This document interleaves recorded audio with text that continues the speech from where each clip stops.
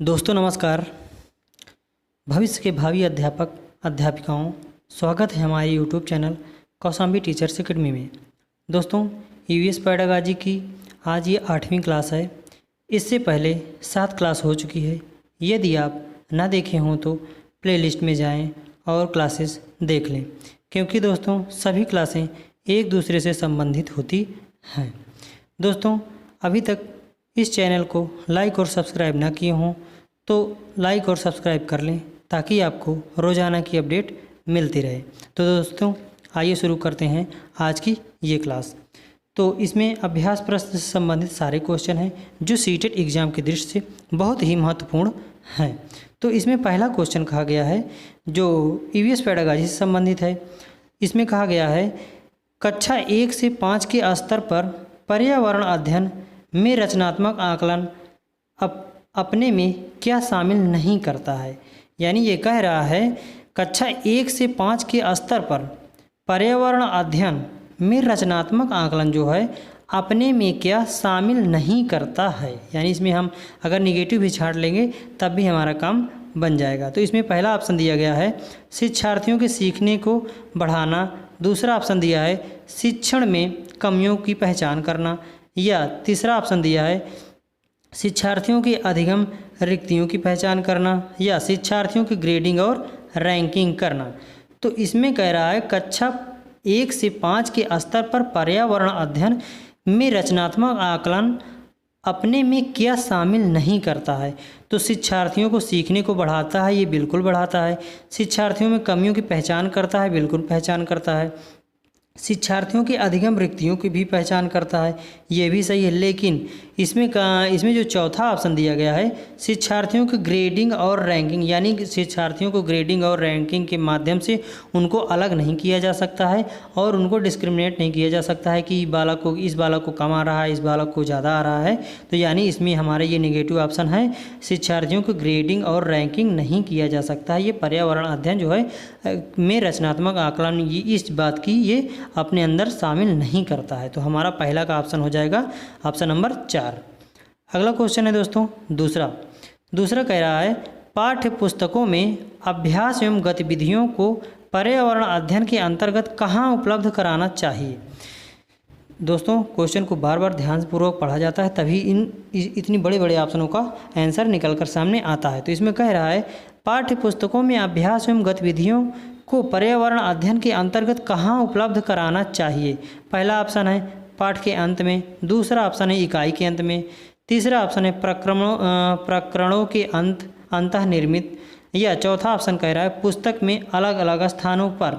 इसका कहने का मतलब है पाठ्य पुस्तकों में जो अभ्यास एवं गतिविधियाँ होती हैं को पर्यावरण अध्ययन के अंतर्गत कहाँ उपलब्ध कराना चाहिए, या पाठ के अंत में या इकाई के अंत में। इसका मतलब ये है। तो जैसे आप देखे हो कि पर्यावरण अध्ययन में जो होता है कोई भी अभ्यास प्रश्न होता है वो पाठ के अंत में ही उसका सब अंतःनिर्मित होते हैं। और क्या होता है जो प्रकरण होते हैं उसी में अंतःनिर्मित होते हैं, छोटे छोटे क्वेश्चन बना के उसमें दे दिए जाते हैं। तो क्या है पाठ्य पुस्तकों में अभ्यास एवं गतिविधियों को पर्यावरण अध्ययन के अंतर्गत कहाँ उपलब्ध कराना चाहिए। तो प्रकरणों में अंतः संबंधित होना चाहिए। ये कोई भी प्रकरण आप पढ़ा रहे हैं तो उसी में छोटे छोटे क्वेश्चन बना करके उसी में रखा जाना चाहिए, ताकि बच्चों को आकलन करने में शिक्षकों को कोई परेशानी का सामना ना करना पड़े। तो इसमें क्या हो जाएगा पाठ्य पुस्तकों में अभ्यास एवं गतिविधियों को पर्यावरण अध्ययन के अंतर्गत कहाँ उपलब्ध कराना चाहिए। तो इसमें हो जाएगा प्रकरणों में अंतःनिर्मित होना चाहिए। तो हमारा दूसरा का ऑप्शन 3 सही हो जाएगा। उसके बाद तीसरा कह रहा है पर्यावरण अध्ययन के शिक्षण में पर्यावरण अध्ययन के शिक्षण में संसाधन आवश्यक होते हैं। यानी पर्यावरण शिक्षण जो होता है में कौन कौन से संसाधन आवश्यक होते हैं। तो शिक्षकों के मनोरंजन हेतु, प्रभावी शिक्षण हेतु, छात्रों के मनोरंजन हेतु, या उपरोक्त में से सभी। तो क्या होता है पर्यावरण अध्ययन के शिक्षण में संसाधन जो होते हैं किस चीज़ में आवश्यक होते हैं। तो तीसरा का हमारा ऑप्शन हो जाएगा क्या होता है, जो अध्ययन के जो शिक्षण संसाधन होते हैं तो वो किस कारण से होते हैं या उनका क्या होता है, वो प्रभावी शिक्षण संपादित करने हेतु वो रखे जाते हैं। तो तीसरा का हमारा दूसरा सही हो जाएगा। पर्यावरण अध्ययन के शिक्षण में संसाधन किस चीज़ के लिए आवश्यक होते हैं, तो प्रभावी शिक्षण हेतु आवश्यक होते हैं। उसके बाद चौथा ऑप्शन कह रहा है, चौथा क्वेश्चन कह रहा है, प्राथमिक कक्षा के उच्च वर्ग में शिक्षार्थियों में जिज्ञासा जागृत करने का निम्न में से सबसे प्रभावी तरीका क्या हो सकता है। तो जिज्ञासा जागृत करने का सबसे प्रभावी तरीका क्या हो सकता है, तो पहला ऑप्शन है अवसर इकाई परीक्षणों का आयोजन करना चाहिए, या दूसरा गहन जांच परख और कल्पना परख प्रश्न पूछना चाहिए, लिखित कार्य में उन्हें अधिक अभ्यास देना चाहिए, या अधिक हस्तपरक अनुभव उपलब्ध कराना चाहिए। क्या कह रहा है ये, प्राथमिक कक्षा के उच्च वर्ग में शिक्षार्थियों में जिज्ञासा यानी जिज्ञासा जागृत करने में निम्न में से सबसे प्रभावी तरीका कौन, सब तरीका तो सभी हो सकते हैं लेकिन सबसे ज़्यादा मोस्ट इम्पॉर्टेंट या प्रभावी तरीका कौन हो सकता है, तो उसके बारे में हमको बताना है। तो इसमें ऑप्शन नंबर 2 देखिए, गहन जांच परख और कल्पना परख प्रश्न पूछना चाहिए। किसके लिए, जिज्ञासा जागृत करने का सबसे प्रभावी तरीका ये है कि गहन जांच परख और कल्पना परख प्रश्न पूछेंगे तो बच्चे अपने चिंतन कौशल का प्रयोग करते हुए, सृजनात्मक कौशल का उपयोग करते हुए वो जो है कल्पना कर करके उस क्वेश्चन का जो होता है आंसर देने का प्रयास करेंगे। तो इसमें हमारा आंसर हो जाएगा चौथे का दूसरा ऑप्शन सही हो जाएगा। और बाकी ऑप्शनों में नजर डालते हैं तो सभी आपको पॉजिटिव ही दिखेंगे। अवसर इकाई परीक्षणों का आयोजन करें, लेकिन सबसे ज़्यादा मोस्ट अप्रोप्रिएट जो होगा वही हमारा आंसर होगा। तो ये चौथे का हमारा दूसरा हो जाएगा, गहन जांच परख और कल्पना परख प्रश्न पूछना चाहिए। उसके बाद पांचवा क्वेश्चन क्या है, पांचवा क्वेश्चन कह रहा है सांस्कृतिक कार्यक्रमों के आयोजन को पाठ्य सामग्री कार्य या क्रियाकलाप को किस प्रकार के अंतर्गत रखा जा सकता है। पहला ऑप्शन है समाज कल्याण संबंधी कार्यक्रम, दूसरा ऑप्शन है नागरिक विकास कार्यकलाप, तीसरा ऑप्शन है सांस्कृतिक विकास कार्यकलाप, चौथा ऑप्शन है उपरोक्त में से सभी। तो कौन सा हो जाएगा, सांस्कृतिक कार्यक्रमों के आयोजन को पाठ्य सामग्री कार्यकलाप को किस प्रकार के अंतर्गत रखा जा सकता है। समाज कल्याण संबंधी कार्यक्रम में हाँ रखा जा सकता है, उसके बाद नागरिक विकास में रखा जा सकता है, सांस्कृतिक विकास में रखा जा सकता है, यानी उपयोग में से सभी हमारे ऑप्शन सही हैं। तो पांचवा का क्या हो जाएगा, पांचवा का चौथा हमारा राइट आंसर हो जाएगा। उसके बाद छठवां क्वेश्चन क्या कह रहा है, छठवां क्वेश्चन कह रहा है आप पर्यावरण अध्ययन के शिक्षक हैं और आप अपने विद्यालय के प्राथमिक कक्षा के छात्रों के लिए चिड़ियाघर भ्रमण का आयोजन करना चाहते हैं। इसका मुख्य उद्देश्य क्या होना चाहिए, यानी आपका क्या मुख्य उद्देश्य है जिसके कारण आप पर्यावरण अध्ययन के अंतर्गत प्राथमिक कक्षा के बच्चों को आप कहाँ ले जाना चाहते हैं, चिड़ियाघर का भ्रमण करवाना चाहते हैं। तो आपका इसमें उद्देश्य क्या होना चाहिए। तो अगले में देखते हैं ऑप्शन दोस्तों।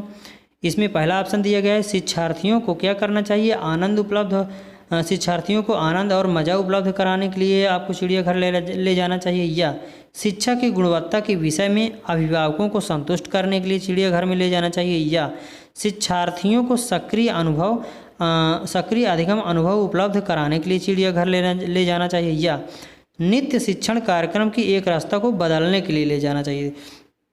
तो आप देखेंगे कि ये नित्य शिक्षण कार्यक्रम की एक रास्ता को बदलना ये सही नहीं होगा। शिक्षार्थियों को आनंद के लिए भी नहीं ले जाएंगे। शिक्षार्थियों को गुणवत्ता अभिभावकों को क्या आपको गुमराह करने के लिए ले जाएंगे, नहीं। शिक्षा की गुणवत्ता के विषय में अभिभावकों को संतुष्ट करने के लिए नहीं ले जाएंगे। सबसे अच्छा इम्पॉर्टेंट ऑप्शन है शिक्षार्थियों को सक्रिय अधिगम अनुभव उपलब्ध कराने के लिए हम बच्चों को चिड़ियाघर ले जाएंगे, ताकि वहाँ की जो माहौल होता है, इन्वायरमेंट होता है, या पेड़ पौधे होते हैं या पशु पक्षी होते हैं, उसमें जो बालकों को जो पर्यावरण अध्ययन के अंतर्गत जो पशु पक्षी या इन्वायरमेंट रखा गया है वो क्या करे, वहाँ पर सक्रिय अधिगम अनुभव उपलब्ध कर सकें और बच्चे अच्छे तरीके से जो सीख सकें। तो इसमें ऑप्शन हमारा हो जाएगा तीसरा सही हो जाएगा, छठवें का तीसरा सही हो जाएगा। उसके बाद सातवां क्वेश्चन कह रहा है स्वालिहा ने कक्षा के विद्यार्थियों को विज्ञान केंद्र दिखाने के लिए शैक्षिक या शैक्षणिक भ्रमण की योजना बनाई है। निम्नलिखित में से कौन सा सामान्य निर्देश इस भ्रमण के लिए अप्रासंगिक है, यानी इसका मतलब कोई इसका मतलब नहीं है या निगेटिव है, इसके लिए इसका कोई अप्रासंगिक है, उसके बारे में हमको छांटना है। तो 7वां का ऑप्शन पढ़ते हैं। ऑप्शन दिया है अपने साथ पेन और नोटपैड ले जाना, बिना मुझे सूचित किए कहीं न जाना, यानी वो टीचर बोल रहा है कि आप जब जाओगे तो क्या अपने साथ पेन और नोटपैड लेके जाना, या और दूसरा ऑप्शन दिया है बिना मुझे सूचित किए कहीं नहीं जाना। तीसरा ऑप्शन प्रदर्शन के समय अपनी शंकाओं के विषय में प्रश्न पूछना। चौथा ऑप्शन दिया है अपना दिन भर का पूरा बस्ता लेकर आना। तो इसमें क्या कर अप्रासंगिक है, जिसका कोई मतलब नहीं है इन ऑप्शन में, यानी आप भ्रमण की योजना बनाई है और भ्रमण करने जा रहे हैं, तो इन चारों ऑप्शन में से क्या अप्रासंगिक है, क्या हमको नहीं करना चाहिए। तो इसमें से देखिए, ये अपने साथ पेन और नोटपैड ले जाना चाहिए। मान लीजिए वहाँ आपको कोई जो है आपको समझ ना आया तो उसके बारे में आप समझ करके नोट कर सकते हैं और आप अपने अध्यापक से पूछ सकते हैं। फिर बिना सूचित किए कहीं न जाएं, यानी अध्यापक को बिना सूचित किए कोई भी बच्चा इधर उधर न जाए, न घूमे, फिर ये भी करना चाहिए। प्रदर्शन के समय, यानी जब आप भ्रमण कर रहे हैं उस समय शंकाओं के विषय में प्रश्न पूछना, ये भी करना चाहिए। लेकिन अपना दिन भर का पूरा बस्ता लेकर आप आपको नहीं जाना है, यही एक अप्रासंगिक है। क्यों, इसका कोई मतलब नहीं है, दिन भर का पूरा बस्ता लेकर बच्चे इधर उधर थोड़ी घूम सकते हैं। तो यही एक ऑप्शन जो है अप्रासंगिक है, बाकी तीनों सही है। तो हमारा राइट आंसर हो जाएगा इसमें 7वां का चौथा ऑप्शन सही हो जाएगा। उसके बाद 8वां क्वेश्चन कह रहा है पाठ्य सहगामी कार्यकलाप का या के उद्देश्य हैं। पाठ्य सहगामी क्रियाकलाप के क्या उद्देश्य हैं? बालकों में राष्ट्रीय एकता की भावना का विकास, या अवकाश के समय का सदुपयोग, या बालकों में नागरिकता की भावना का विकास करना, या उपरोक्त में से सभी। तो इसमें कौन सा ऑप्शन सही हो जाएगा? तो 8वां का हो जाएगा चौथा ऑप्शन, उपरोक्त सही। क्यों? बालकों में राष्ट्रीय एकता की भावना भी एक महत्वपूर्ण योगदान रखती है, या उसको विकास करना चाहिए। क्रियाकलाप उससे संबंधित क्रियाकलाप बच्चों को देना चाहिए। अवकाश का समय का सदुपयोग करना चाहिए। मान लीजिए 1 हफ्ते की किसी कारणवश छुट्टी हो गई है तो बच्चों को सिखाना चाहिए, क्रियाकलाप देना चाहिए कि बच्चे क्या करें, अवकाश का सदुपयोग करें। फिर बालकों में नागरिकता की भावना का भी विकास करना चाहिए। तो हमारा आंसर हो जाएगा 8वें का चौथा आंसर हो जाएगा। उसके बाद 9वां क्वेश्चन कह रहा है राहुल अपने प्राथमिक कक्षा के विद्यार्थियों को वृक्षों के संरक्षण की संकल्पना के विषय में संवेदनशील बनाना चाहता है। तो निम्न में से कौन सा क्रियाकलाप उपयुक्त नहीं है, यानी नेगेटिव है? क्या है? राहुल अपने प्राथमिक कक्षा के विद्यार्थियों को वृक्षों के संरक्षण की संकल्पना के विषय में संवेदनशील बनाना चाहता है। तो निम्नलिखित में से कौन सा क्रियाकलाप उपयुक्त नहीं, यानी कौन सा क्रियाकलाप है जो उपयोगी नहीं है? तो इसमें हम ऑप्शन पढ़ेंगे। पहला ऑप्शन है बच्चों को लकड़ी के लट्ठों का भंडारण दिखाना। दूसरा ऑप्शन है वृक्षों का नारा लेखन प्रतियोगिता आयोजन करना। तीसरा ऑप्शन है वृक्षों पर पोस्टर बनाने की प्रतियोगिता आयोजित करना। या चौथा ऑप्शन है प्रत्येक छात्र को एक वृक्ष को अपनाकर उसकी देख रेख के लिए प्रोत्साहित करना। तो इसमें से कह रहा है राहुल अपने प्राथमिक कक्षा के विद्यार्थियों को वृक्षों के संरक्षण की संकल्पना, यानी संरक्षण करना है, संकल्पना के विषय में संवेदनशील बनाना चाहता है। तो कौन सा क्रियाकलाप उपयुक्त नहीं है? तो ये उपयुक्त नहीं है ऑप्शन नंबर पहला। क्यों ये उपयुक्त नहीं है? क्योंकि देखिए बच्चों को लकड़ी के लट्ठों का जब भंडारण दिखाएंगे तो बच्चों में एक ये थाट जागृत होगा कि हम लकड़ी को काट सकते हैं या पेड़ पौधों को काट सकते हैं। लेकिन पेड़ पौधों को काटना एक हानिकारक है, क्योंकि इससे हमारा इन्वायरमेंट जो है ख़राब होता है, हरियाली ख़त्म होती है और हमें सांस लेने के लिए स्वच्छ ऑक्सीजन नहीं मिल पाती है। तो यही एक जो है क्रियाकलाप जो है उपयुक्त नहीं है। हम बच्चों को लकड़ी के गट्ठर नहीं दिखाएंगे, इससे बच्चों में एक जो भावना जागृत होती है कि लकड़ी को काट सकते हैं। इसके बदले में हम बच्चों को ये बताएंगे कि बच्चों पेड़ लगाना चाहिए, जिससे हमको हरियाली और शुद्ध ऑक्सीजन मिलती है। तो बाकी यहाँ नीचे के तीनों ऑप्शन सही हैं। नारा भी लिखवा सकते हैं आप, पोस्टर भी बनाने की प्रतियोगिता भी रखवा सकते हैं, या प्रत्येक छात्र को एक वृक्ष अपनाकर उसकी देख रेख के लिए प्रोत्साहित कर सकते हैं। लेकिन बच्चों को लकड़ी के गट्ठर या गट्ठों को भंडारण नहीं दिखाना चाहिए। तो यही हमारा आंसर सही हो जाएगा। ये इसमें क्रियाकलाप उपयुक्त नहीं है, बच्चों को लकड़ी के गट्ठर आप नहीं दिखाएंगे। उसके बाद 10वां क्वेश्चन कह रहा है डैश वह शिक्षण विधि है जिसमें शिक्षण कार्य किसी समस्या के इर्द गिर्द आयोजित एवं गठित किया जा सकता है। तो इसमें से कौन सी विधि है? तो इसमें से आगमन विधि हो सकती है, या समस्या समाधान विधि हो सकती है, या फिर निगमन विधि हो सकती है, या फिर चौथा उपरोक्त में से कोई विधि नहीं हो सकती है। तो कह रहा है कौन सी विधि है? वह शिक्षण विधि है जिसमें शिक्षण कार्य किसी समस्या के इर्द गिर्द आयोजित एवं गठित किया जाता है। तो वो कौन सी समस्या, वो क्या है? तो जो है इसमें देखिए समस्या समाधान विधि है। जो है समस्या समाधान विधि वह विधि है जिसमें शिक्षण कार्य किसी समस्या के इर्द गिर्द आयोजित एवं गठित किया जाता है। बच्चे को कोई समस्या दे देंगे, उसको सॉल्व करने के देंगे, तो क्या होगा, वो जो समस्या उसके इर्द गिर्द ये विधि शिक्षण कार्य के इर्द गिर्द चलती रहती है। तो यह समस्या समाधान ऐसी विधि है, वह विधि है, यानी समस्या विधि वह विधि है जिसमें शिक्षण कार्य किसी समस्या के इर्द गिर्द आयोजित एवं गठित किया जाता है। तो हमारा 10वें का आंसर हो जाएगा ऑप्शन नंबर 2। उसके बाद 11वां कह रहा है डिम्पल कक्षा में जीव जंतुओं पर आधारित पाठ को पढ़ाने के बाद कक्षा 4 के विद्यार्थियों के लिए चिड़ियाघर के भ्रमण का आयोजन करती है। यह शिक्षार्थियों को कैसे लाभ पहुंचाता है? यानी डिम्पल एक शिक्षिका है, अध्यापिका है, वो क्या कर रही है? जीव जंतुओं पर आधारित पाठ्य को पढ़ाने के बाद क्या कर रही है? कक्षा 4 के विद्यार्थियों के लिए चिड़ियाघर भ्रमण करवाना चाह रही है या आयोजन करती है। यह शिक्षार्थियों को कैसे लाभ पहुंचाएगा, इसके बारे में हमको देखना है। तो ऑप्शन दिया गया पहला, दैनिक समय सारणी की चर्चा में बदलाव, या कक्षा कक्षीय अधिगम को वास्तविक जीवन की परिस्थितियों के साथ जोड़ने में, या फिर जीव जंतु संरक्षण के कौशल के विकास करने में, या जीव जंतुओं को पालतू कैसे बनाया जाए इसके प्रति संवेदनशीलता विकसित करने में।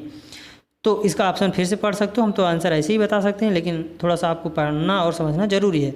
डिम्पल कक्षा में जीव जंतुओं के पर आधारित मान लीजिए एक चैप्टर पढ़ाई है कक्षा 4 के बच्चों को, तो चिड़ियाघर में भ्रमण करने के लिए जाना चाहती है।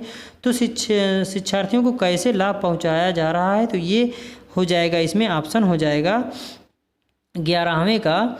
इसमें देखिए कक्षा कक्ष को जो है कक्षा कक्षीय अधिगम को, यानी कक्षा में जो शिक्षिका जो चीज़ जिस बारे में पढ़ाई है उसका जो है वास्तविक जीवन की परिस्थितियों के साथ जोड़ने के लिए वो क्या करेगी? चिड़ियाघर ले जाएगी। उसके जो संबंधित वो क्लास जिसके बारे में वो पढ़ाई होगी उसका प्रत्यक्ष जो है प्रमाण दिखाएगी। इससे बच्चे जो है अच्छे तरीके से सीखते हैं और एकाग्र मन से सक्रियता के साथ सीखते हैं। तो इसमें हमारा हो जाएगा आंसर 11वां का आंसर हो जाएगा। 11वां का दूसरा हो जाएगा, कक्षा कक्षीय अधिगम को वास्तविक जीवन की परिस्थितियों के साथ जोड़ने में उनका उसको चिड़ियाघर ले जाएंगी। उसके बाद 12वां क्वेश्चन कह रहा है निम्नलिखित कथनों पर विचार कीजिए। कौन कौन से कथन है? पहला कथन है निर्देशन गतिविधि के द्वारा अध्यापक कक्षा के प्रस्तुतिकरण, विश्लेषण तथा संश्लेषण के आदर्श को छात्रों के समक्ष प्रस्तुत करते हैं। फिर दूसरा दिया है कक्षा कक्ष में सामाजिक अध्ययन शिक्षण के अंतर्गत यह एक महत्वपूर्ण गतिविधि है। तो क्या है? तो इसमें ऑप्शन देखते हैं। ऑप्शन दिया गया है केवल एक, केवल दो, एक और दो दोनों, ना तो एक और ना हो ना ही दो। तो इसमें दोनों फिर से कथन को देखते हैं। तो दोनों कथनों में क्या कह रहा है? दोनों कथनों में कह रहा है कि निर्देशन गतिविधि के द्वारा अध्यापक कक्षा में प्रस्तुतिकरण, विश्लेषण तथा संश्लेषण के आदर्श को छात्रों के समक्ष प्रस्तुत करते हैं। हाँ, सही बात है। जिस प्रकार बच्चा समझता है या प्रस्तुतिकरण के द्वारा समझता है या विश्लेषण के द्वारा समझता है या संश्लेषण के द्वारा समझता है, तो अध्यापक इन सभी विधियों का उपयोग करते हैं। तो ये 100% राइट है। दूसरा देखते हैं कक्षा कक्ष में सामाजिक अध्ययन शिक्षण के अंतर्गत यह कथन महत्वपूर्ण गतिविधि है। तो हाँ, ये भी महत्वपूर्ण गतिविधि है। तो हमारा ऑप्शन हो जाएगा 12वां का हमारा सही हो जाएगा। ऑप्शन 1 और 2 दोनों हमारा सही हो जाएगा। तो 12वां का ऑप्शन 3 राइट आंसर है। उसके बाद 13वां क्वेश्चन कह रहा है, 13वां क्वेश्चन क्या कह रहा है, आप अपने प्रधानाचार्य जो हैं के आदेश पर कक्षा 5 के विद्यार्थियों को शैक्षिक अवलोकन के लिए किसी यात्रा पर ले जाते हैं। इस शैक्षिक अवलोकन से संबंधित यात्रा को अधिक सफल एवं सार्थक बनाने के लिए आप क्या सम्मिलित करेंगे? तो आप क्या सम्मिलित करेंगे? तो कक्षा 3 में है, तो इसमें पहला ऑप्शन दिया है, पहला ऑप्शन है आनंद के लिए, इसमें पहला ऑप्शन है आनंद के लिए पर्याप्त भोजन और खेलों के साथ जाना। दूसरा ऑप्शन दिया है जहाँ जाना हो उसके विषय में जानकारी प्राप्त करने और पढ़ने के लिए विद्यार्थियों को कहना। तीसरा ऑप्शन है सुनिश्चित करना कि विद्यार्थी अनुशासित रहें और उस स्थान पर शांतिपूर्वक रहें और शांतिपूर्वक अवलोकन करें। या चौथा ऑप्शन दिया गया है क्रियाकलापों की एक एकीकृत सीट उस स्थान के लिए या के विषय में तैयार करना और प्रामाणिक तथा सार्थक अध्ययन के लिए उसे विद्यार्थियों के यात्रा पूर्व साझा करना। तो यही हमारा ऑप्शन सही हो जाएगा।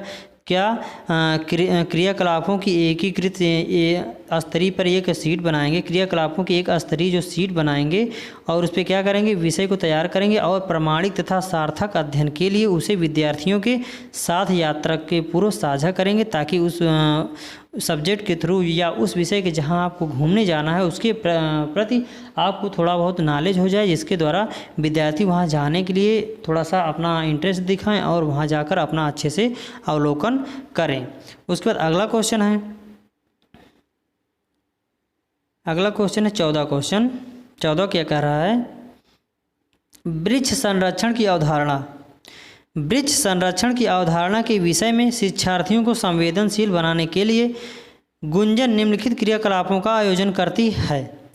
वृक्ष संरक्षण की अवधारणा के विषय में शिक्षार्थियों को संवेदनशील बनाने के लिए गुंजन क्या करती है, निम्नलिखित क्रियाकलापों का आयोजन करती है। कौन से क्रियाकलापों का आयोजन करती है, ये नीचे दिए गए हैं। तो कौन कौन से हैं? 3 आयोजन इसमें दिखाए गए हैं, चार ऑप्शन में चारों आयोजन दिखाए गए हैं। कौन कौन से हैं? प्रत्येक शिक्षार्थियों को इस बात के लिए प्रोत्साहित करना कि वे एक एक वृक्ष को अपनाएं और उसकी देखभाल करें, या वन संरक्षण पर वाद विवाद प्रतियोगिता का आयोजन करें, या वृक्षों पर आधारित पोस्टर निर्माण संबंधी प्रतियोगिता का आयोजन करें। यह चौथा ऑप्शन है शिक्षार्थियों को कटी लकड़ियों का जो है या के भंडारण दिखाना। फिर उसके बाद अगला कह रहा है, देख लीजिए कितना बड़ा ऑप्शन बनता है, वांछित उद्देश्यों को प्राप्त करने के लिए ऊपर दी गई गतिविधियों में से कौन सी सबसे कम प्रभावी विधि है। तो इसमें फिर से ऑप्शन देखते हैं।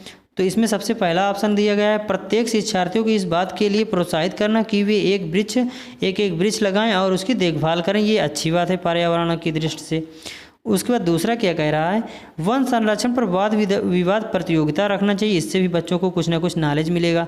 उसके बाद विद्यार्थियों पर आधारित वृक्षों पर आधारित पोस्टर का निर्माण करें, निर्माण संबंधी प्रतियोगिता का आयोजन करना चाहिए, ये भी बात सही है। लेकिन शिक्षार्थियों को कटी लकड़ियों का जो है भंडारण दिखाना एक निगेटिव होता है। इससे बच्चे में पेड़ों को काटने के प्रति जो सोच होती है वो बदल जाती है, वो ये सोचते हैं कि हाँ पेड़ को काट सकते हैं। तो यही हमारा काम ये गलत है। तो हम यही हमारा ऑप्शन हो जाएगा चौथे का डी, यानी 14 नंबर का डी सही हो जाएगा। उसके बाद 15 क्वेश्चन क्या कह रहा है, 15वां क्वेश्चन है, मोहन प्रश्न पत्र बनाते समय निम्न में से किसको शामिल करेगा। मोहन प्रश्न पत्र बनाते समय निम्न में से किसको शामिल करेगा। रूपरेखा व डिजाइन तैयार करेगा, या ब्लूप्रिंट तैयार करेगा, या प्रश्न निर्माण करेगा, या उपरोक्त में से सभी वस्तुएं सभी चीज़ें ये करेगा। तो प्रश्न निर्माण में ये तीनों बहुत ही अहम भूमिका निभाते हैं। तो हमारा 15वां का हो जाएगा चौथा ऑप्शन, जो कि डी है। 15वां का डी हमारा सही हो जाएगा। उसके बाद निम्नलिखित कथनों पर विचार कीजिए। विद्यालय के संपूर्ण शैक्षिक कार्यक्रम एवं विद्यालय की चारित्रिक भावना को उन्नत बनाना पाठ्यक्रम सहगामी गतिविधियों के उद्देश्य हैं। उसके बाद बी ऑप्शन दिया गया है, इन गतिविधियों का योगदान छात्रों में भावनात्मक विकास में भी होता है, जिससे वे अनुशासित नागरिक बन सकें। तो इसमें से क्या दोनों सही है, ए बी दोनों सही है, कि ए केवल ए सही है, कि केवल बी सही है, या कोई नहीं सही है। तो इसमें देखिए क्या कह रहा है, विद्यालय के संपूर्ण शैक्षिक कार्यक्रम एवं विद्यालय की चारित्रिक भावना को उन्नत बनाने के लिए पाठ्यक्रम सहगामी जो होते हैं गतिविधियों के उद्देश्य हैं।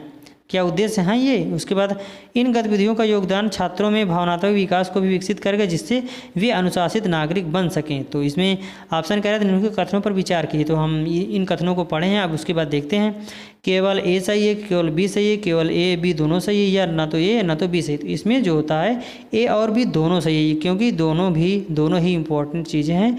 ये दोनों ही बालकों को करना, ये शिक्षकों को करना चाहिए। क्या? विद्यालय संपूर्ण शैक्षिक कार्यक्रम एवं विद्यालय की चारित्रिक भावना को उन्नत बनाना पाठ्यक्रम सहगामी गतिविधियों का एक उद्देश्य होता है। हाँ, ये 100% सही है, तो ये सही हो जाएगा। उसके बाद इन गतिविधियों का योगदान छात्रों में भावनात्मक विकास भी होता है, जिससे वे अनुशासित बनेंगे। ये भी बात सही है, तो हमारा ऑप्शन हो जाएगा ए और बी दोनों सही हो जाएंगे। उसके बाद पर्यावरण अध्ययन की कक्षा में बच्चों को स्वयं सीखने के योग्य बनाने और अवलोकन कौशलों को तीक्ष्ण करने के लिए क्या किया जाना चाहिए? तो अवलोकन कौशलों को तीक्ष्ण करने के लिए हमको क्या करना चाहिए? पर्यावरण अध्ययन की कक्षा में बच्चों को स्वयं सीखने योग्य बनाने और उसके अवलोकन कौशलों को तीक्ष्ण करने के लिए क्या किया जाता है? उसके पहला ऑप्शन है कक्षा में सरल प्रयोग और निर्देशन किए जा सकते हैं। उच्च कक्षाओं में क्या किया जाता है? उसका अनुरक्षण किया जा सकता है। या तीसरा ऑप्शन कह रहा है कक्षा में अनुशासन को सुनिश्चित करके किया जा सकता है, या बच्चे द्वारा पूछे गए प्रश्नों पर आधारित विचारों के आधार पर किया जा सकता है। तो इसमें से कौन सा सही होगा आपको बताना है। तो यहाँ 17वां का कौन सा सही हो जाएगा? तो कह रहा है 17वां का, फिर से क्वेश्चन देखते हैं। पर्यावरण अध्ययन की कक्षा में बच्चे को स्वयं सीखने योग्य बनाने और अवलोकन कौशलों को तीक्ष्ण करने के लिए क्या किया जाता है? तो कक्षा के सरल प्रयोग और निर्देशन किए जा सकते हैं। कक्षा कक्ष में जो भी आप व्याख्या करना चाह रहे हैं उसको सरल माध्यम से और सरल और प्रयोग निर्देशन किए जा सकते हैं। तो हमारे ये ऑप्शन हो जाएगा 17वें का ऑप्शन नंबर 1 सही हो जाएगा। उसके बाद 18वां क्वेश्चन है निम्नलिखित में से कौन सा कार्य पर्यावरण अध्ययन के शिक्षकों से अपेक्षित है? निम्नलिखित में से कौन सा कार्य पर्यावरण अध्ययन के शिक्षकों से अपेक्षित है? तो 18वां का तीसरा नंबर है, पहला नंबर है बच्चों के दृष्टिकोण को स्वीकार करना एवं सम्मान देना, या दूसरा विशेषतः पुस्तकों और परीक्षाओं का ध्यान देना चाहिए, या तीसरा विशेषतः प्रयोगों पर ध्यान देना चाहिए, या चौथा ऑप्शन दिया अभिभावकों के विचारों को स्वीकार करना एवं सम्मान देना चाहिए। तो इसमें कौन सा 18वां का क्या है? निम्नलिखित में से कौन सा कार्य पर्यावरण अध्ययन के शिक्षकों से अपेक्षित है या किया जा सकता है? तो 18वां का हमारा देखिए ऑप्शन नंबर 3 जो है विशेषतः प्रयोगों पर ध्यान देना चाहिए। किस चीज़ में? जो कि है पर्यावरण अध्ययन के शिक्षकों को अपेक्षित किस चीज़ में ध्यान देना चाहिए? विशेषतः जो है प्रयोगों पर ध्यान देना चाहिए। तो हमारा 18वां का तीसरा ऑप्शन सही हो जाएगा। उसके बाद 19वां क्या कह रहा है? 19वां कह रहा है आप प्राथमिक स्तर के शिक्षक और अपनी कक्षा 4 के बच्चों का जल भराव के विषय में बता रही हैं। यानी शिक्षिका के लिए एक क्वेश्चन कहा गया है कि आप प्राथमिक स्तर के शिक्षक और अपनी कक्षा 4 के बच्चों को जल भराव के विषय में बता रही हैं, तो आप बच्चों को प्रभावपूर्ण तरीके से किस प्रकार आंकेंगी?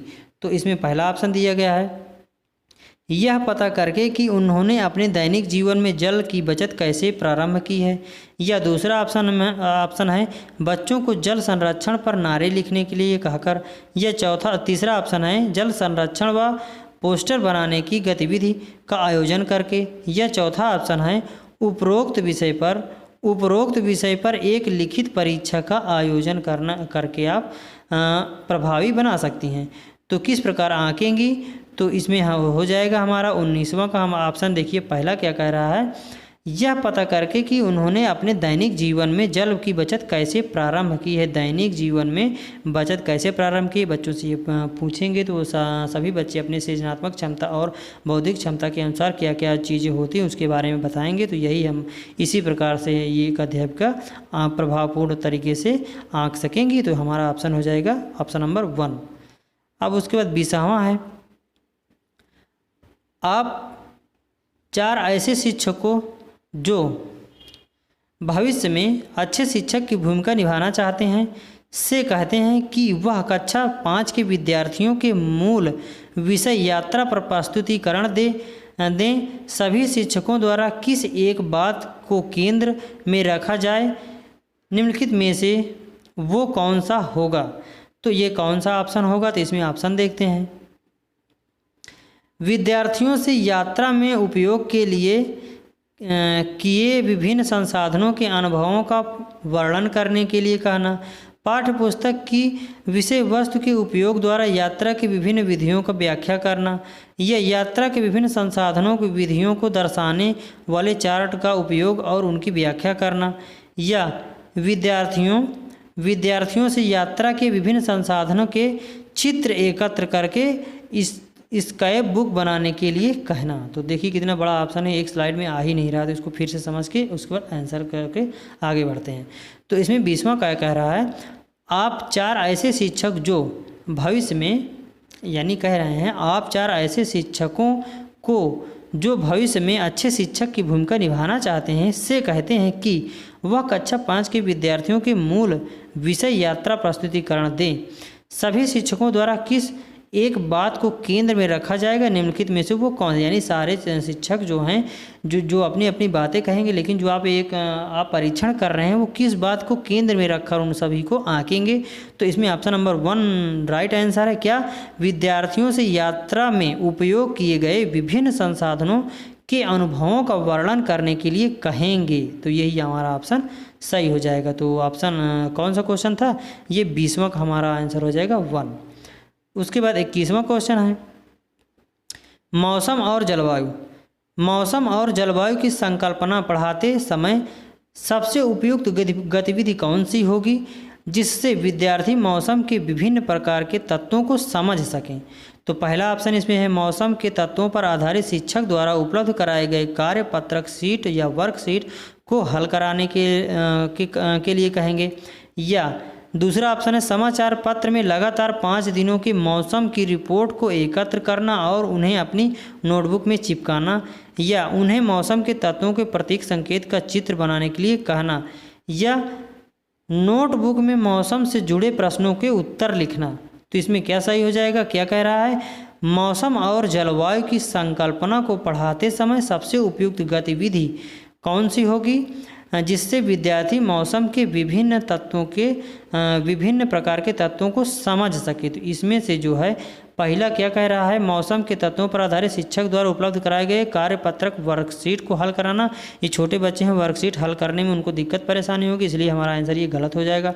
फिर उसके बाद समाचार पत्र से लगातार 5 दिनों के मौसम की रिपोर्ट एकत्र करना और उन्हें अपनी नोटबुक में चिपकाना, ये बच्चों के लिए बहुत उपयोगी हो जाएगा, क्योंकि सभी लगभग अक्सर देखा जाता है सभी बच्चों के घर में न्यूज़पेपर आते रहते हैं। तो उसमें लगातार 5 दिन में कौन कौन सा मौसम का बदलाव हुआ है, गर्मी थी, ठंडी थी, उमस भरी थी, या टेम्परेचर कितना था, इस बारे में बच्चों को यदि हम होमवर्क दे सकेंगे या दे देंगे तो बच्चे अच्छे तरीके से तत्वों को समझ सकेंगे। उसके बाद इन दोनों को और देख लेते हैं। उन्हें मौसम के तत्वों को प्रतीक संकेत चिन्ह बनाने के लिए कहेंगे, ये भी उनके लिए उपयोगी नहीं होगा क्योंकि बच्चे प्राइमरी बच्चे हैं, छोटे बच्चे हैं। नोटबुक में मौसम से जुड़े प्रश्नों के उत्तर भी लिखना गलत होता है, तो हमारा ऑप्शन हो जाएगा ऑप्शन नंबर 2। समाचार पत्र से लगातार 5 दिनों के मौसम रिपोर्ट को एकत्र करना और उन्हें अपनी नोटबुक में चिपकाने के लिए हम बच्चों को कहेंगे। उसके बाद 22वां क्वेश्चन है, आप अपने कक्ष में ही डेंगू की महामारी के विषय पर छात्रों के द्वारा एक परियोजना कार्य कराना चाहते हैं, इस हेतु आप क्या करेंगे। तो पहला ऑप्शन है, सभी छात्रों को अलग अलग बैठाकर इस विषय पर सोचने को कहेंगे, या छात्रों को कुछ समूहों में बांटकर सभी को इस विषय पर वॉलपेपर तैयार करने के लिए कहेंगे। एक एक करके सभी छात्रों के विचार दिए गए विषय पर सुनेंगे, या सभी छात्रों को डेंगू मच्छर ढूंढकर लाने को कहेंगे। तो इसमें क्या कह रहा है, आप अपने कक्ष में डेंगू महामारी की विषय में आप छात्रों के द्वारा एक परियोजना कार्य करवाना चाहते हैं, तो क्या करेंगे आप। तो इसमें से हो जाएगा 22 का हमारा आंसर हो जाएगा। 22 का दूसरा जो दिया गया है, छात्रों को कुछ समूहों में बांटकर सभी को इस विषय पर वॉलपेपर तैयार करने के लिए कहेंगे। इसमें देखिए मच्छर ढूंढ के कहाँ से बच्चे ढूंढ के लाएंगे, छोटे बच्चे, कोई बात नहीं, ये आंसर गलत हो जाएगा। एक एक करके बच्चों को विचार दिए गए विषय पर सुनेंगे, ये भी नहीं सही रहेगा, बच्चे इससे ज़्यादा अच्छे तरीके से नहीं सीख सकेंगे। पहला ऑप्शन है सभी छात्रों को अलग अलग बैठाकर, तो बच्चों को अलग अलग बैठाकर शिक्षण कार्य संपादित नहीं किया जाता है। दूसरा ऑप्शन कह रहा है छात्रों को कुछ समूह में बांटकर, यानी 2-2 4-4 के समूह में बांटकर सभी को क्या करेंगे, इस विषय पर वॉलपेपर तैयार करने के लिए कहेंगे। तो बच्चे जो है समूह में बहुत अच्छे तरीके से समझते हैं और एक दूसरे में सहयोग की भावना जागृत होती है और बहुत अच्छे तरीके से वो चीज़ों को सीखते हैं। तो हमारा ये आंसर हो जाएगा ऑप्शन क्वेश्चन नंबर 22 का ऑप्शन नंबर 2 हमारा सही हो जाएगा। उसके बाद